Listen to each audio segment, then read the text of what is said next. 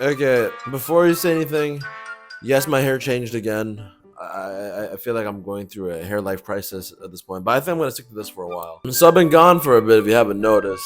So what have I been doing? Have I just stopped playing video games altogether? That's a big question. Truth is, no. I'm still heavily addicted to playing games, but I've kind of fallen in love back in Valorant again. Especially watching esports and especially since Champions is just around the corner. I can't wait to see who the fuck's gonna win. It's been really cool to see my love being reinvigorated for this game. Which has never really happened for a game before, other than maybe Apex. But Apex is again on the decline as a recent. But for me to fall in love again with Valorant is kind of crazy. So I did start playing Valorant ranked all over again. And in America, I kind of only was Diamond and stayed Diamond and never really got out of Diamond. And I kind of played it for fun. I was 5-stacking all the time. I never really tried the solo queue, duo queue out of it. But when I finally got back to Singapore, I don't really have that many friends in Singapore. At least the ones that play Valorant consistently. So I said, you know what, this is my solo queue time. And if you can see, as of right now, I am Ascendant 2, which is not horrible, and I honestly think, if you're asking me unobjectively, this is a pretty decently high rank, especially with the fact that I kind of mostly solo or duo queued this entire thing, and it wasn't even a consistent duo until I got to like D3. That's when I had a consistent duo. From Plat 2 to D3 was literally solo. Just a little bit of a zoom in. I did climb all the way from Platinum 2 to Ascendant 2. And I am pretty close to getting out of Ascendant 2, as you can see over here. So what am I making this video about? For guys literally taking a good year or two break from ranked in general, it was kind of crazy to come back to Valorant and play it like it was my main game again. Because I did play Valorant from time to time, but I would only play in short bursts. And when I was in America on my main account, I only played ranked with my friends. Race dropped. Last player standing. They're all on already, dude. They didn't. My ult's ready. It's planted for you. What the hell? Oh, fuck. It's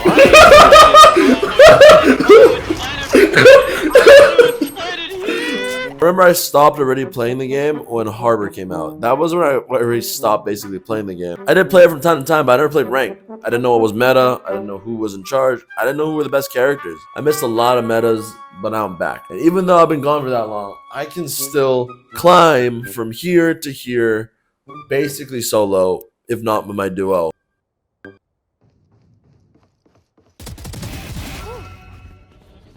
had your fun. My turn. 30 This seconds close, left. stupid. One A side.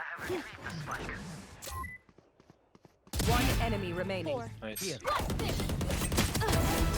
Oh my god. Attackers win. Velocity. I know a lot of people have been stuck in Plat or Diamond for the longest time. So this is my video on how you either get to Ascendant or almost get out of Ascendant, because I'm pretty much nearing there. But you know, I won't say this is how you get to Immortal. I haven't hit Immortal yet in 2 years. I can confidently say how to get out of Diamond and Plat pretty quickly. This will also help people who are in the lower ranks climb even better, because Silver and Gold is arguably pretty easy. I know people say Elo Hell is a thing, but the truth is, if you are just that good, Silver and Gold is very easy to climb out of. The first thing I want to talk about is your agent pool. I think agent pool is something that is so fucking overlooked in this game. Everyone thinks you should be just good at every character or just good at one character. And the truth is, you should be good at 4 characters. And I mean 4 characters because that's 4 different roles. And I had to recommend different agents for different roles. It'd be pretty easy. Your Sentinel role should just go to Cypher, because Cypher is good on almost every map in the ranked pool right now. No, there's literally no bad map for Cypher right now, in my opinion, on the current ranked pool. Breeze is gone already, and I think that was probably his worst map in the last ranked pool. But now that Haven's back, he's as good as he always has been, if not better, because he's just been a fucking menace, honestly. If you're playing Initiator, play Gecko. I'd say Sova is up there, but Sova is a harder character to play.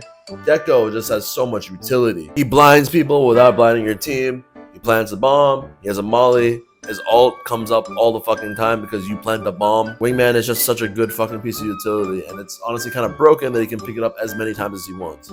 For duelists, I'd probably still, out of all the duelists, pick Jett. They did recently nerf Raze, and honestly, that's not a huge nerf, but I do think Raze requires a considerable amount of practice in order to get double satcheling right. Also, as animation cancels go, it's a thing you have to learn. Jett, don't really have to learn that much. Jett's just really good at doing what you want to do, which is break sites and enter with ease. Also, our ult really good in eco rounds. For controllers, this has to split just because this is depending on the map. But for most instances, I would pick Omen because Omen works on most of the maps. And the only map I think you have to not run Omen on in comparison for another controller would probably be like a wall map such as Icebox, or I guess Lotus is one of them now. And if you had to pick a wall character right now, I would pick Harbor. Not because he's much better than Viper at all, to be honest, but because Harbor is a much easier character to understand. I think Viper getting the hard nerfs that she got recently just makes her less of an appealing pick and good to people who main her and are controller mains, but for the people who need to just fill, I think Harbor is just a better agent. But I'm not discrediting Viper at all. I think Viper is a better agent overall. I just think for the average fill player, Harbor is better. And the reason I think you should learn how to play all the roles is so you can understand why you're losing or why things didn't work out in a round, such as a lot of people say I don't know how to play smokes, I don't know how to play smokes, I only know how to play duelists. Then they don't really deserve to be climbing, because if you can't figure out how to play smokes, by right, that means you don't understand a complete fundamental of the game at its core. That just means you have an inability to adapt, which is literally the point of how to rank up, is to learn, adapt, and overcome every fucking thing that is thrown at you, such as your teammates, such as the map, such as the fucking agents they pick. Like, if you can't play one of those roles, then do you really deserve to rank up? Like, I'm not even considering that the fact that I was playing in SEA, which is the harder region to climb, because half of them have no game sense whatsoever. Or Jett just missed the dash. My ult's ready. Or Jett just missed the dash. Oh. Or Omen's staying. Omen just won. Wait, did he stay? He wasn't blocked or anything. He just decided to stay. It honestly just does come with time. And if you can get more comfortable on filling, you will eventually rank up, because there are definitely those one tricks who are good at duelists, maybe being better than you at a duelist. So when you fill and play smokes to the decent capacity that you need to play smokes at, and you play to your teammates' strengths over them playing to your strengths, because you have a decent strength in playing fill. That was one thing I did a lot. I played a lot of Cypher recently, and some Harbor, and even KO. Just because people install out Jett and Reyna a fuck ton, obviously, so you have to adapt. Although I am a Jett, Yoru, Raze kind of main, it's not like the end of the world when it's picked for me. It's not ideal for me. I'll live, and I can still play these other agents completely fine to a certain degree. The next thing is the communication. And as much as it sounds fucking ass to talk to no one, at least sometimes they'd listen. And the good chance of the 1% or fucking 10 lines they might hear from you the entire game that you said, gave a good call out, and you won a round, sometimes it is worth to say those things. As much as they might be like fucking, I forgot what that bitch is, Helen Keller. They might be Helen Keller sometimes in your fucking game. You know what I mean? Those fucking, they have no game sense, and they also just fucking run around like headless chickens half the game. Like, it happens. Like, the truth is, it will always happen. It doesn't matter how high of a rank you get. There are gonna be people that are just so fucking not used to playing with your playstyle that they'll look like headless chickens in comparison to you. So you just get used to it, and you just communicate what you can to try to win, which is something that, you know, a lot of mute lobbies, especially in APAC, in my experience, and NA, it really isn't as bad. NA is way more mics. I don't know why in APAC there's just no one has mics, or maybe it's because of the language barriers there are in APAC, but yeah, it's definitely noticeable. And the last thing I want to talk about, and it's pretty simple, is VOD reviewing your specific mistakes. For me, a lot of my problems recently were the fact that I always crouch sprayed and was not getting good headshot percentages. I just always crouch sprayed and hope for the best, and I felt like that was my knee-jerk response, and honestly, that's a problem. Considering the higher I climbed, the harder it became.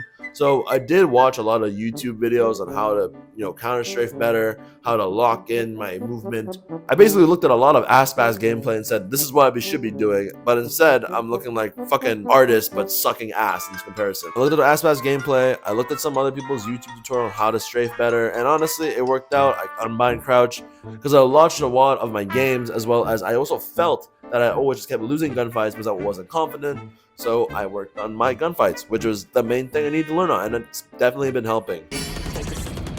Fascinating how they've never gone A. Or C, I mean. Spike down A. Oh, it's what they're doing is working. Are you just spamming the? Oh, you got 3 of them. Oh my gosh. One enemy remaining. All right, Justin, ace time, go.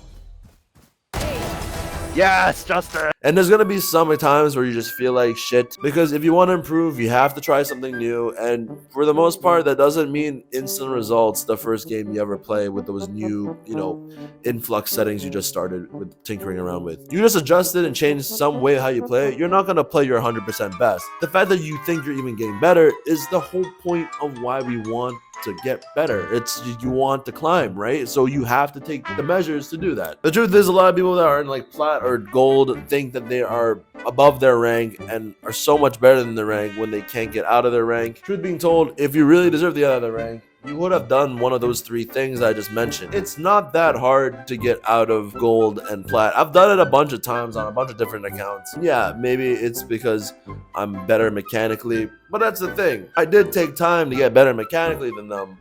So what's your excuse? People get better because they decide to get better at the game. That's the end truth of it. If you say you're hard stuck, that means you haven't really adjusted. Like, I'm Ascendant 2 right now, and I could go up and down, and honestly, there are going to be times where it's my fault, there's going to be times where my teammates' fault, but the truth is, at the end of the day, it's a game, and if I want to get better, I'm going to lose a lot more, but I'm also going to lose to win more, because losing teaches you shit. This is a video that I just wanted to make, because I was really proud of my climb recently, because I did waste a lot of my summer doing this. Ascendant 2. I'm almost immortal again, which is going to be really cool if I do get to immortal, because I want to see how the best players right now play. And the best time I played was 2 years ago, and the meta's completely changed. It's really exciting. Yeah, and just want to make this video. Hope you guys enjoyed it. I'll see you later. And here's the clip that I really wanted to show this week, because this was an awesome fucking 6K. Ascendant won in this clip, by the way.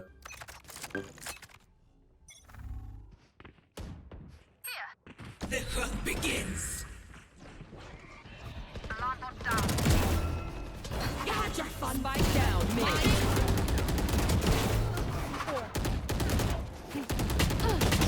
One enemy remaining. My ult's ready.